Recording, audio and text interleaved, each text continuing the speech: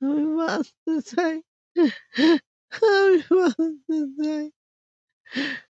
বাঁচার আকুতি জানিয়ে অবশেষে না ফেরার দেশে ৩২ বছর বয়সী নাজমা আক্তার। বুধবার ২৫শে সেপ্টেম্বর সকালে নিজ বাড়িতে মারা যায় সে। বিষয়টি নিশ্চিত করেছেন শ্যামগঞ্জ উচ্চ বিদ্যালয়ের সহকারী শিক্ষক শামসুদ্দিন। এর আগে চিকিৎসার জন্য আর্থিক সহযোগিতা চেয়ে মেঘনা নিউজে একটি রিপোর্ট প্রকাশ করা হয়। জানা যায়, নাজমা আক্তার লক্ষ্মীপুর সদর উপজেলার ১ নং উত্তর হামছাদি ইউনিয়নের শ্যামগঞ্জ চৌধুরী বাড়ির মোহাম্মদ সিরাজুল্লাহর মেয়ে। গত ৪ বছর যাবৎ সে জরায়ু ক্যান্সারে আক্রান্ত। অসহায় বাবা ও দিনমজুর স্বামী বহু কষ্টে মোয়াখালী ক্যান্সার হাসপাতালে তার চিকিৎসা করার।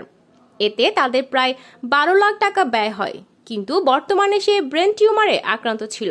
দিন দিন তার শরীরের অবস্থার অবনতি হচ্ছিল। চিকিৎসা করানোর জন্য টাকাও ছিল না।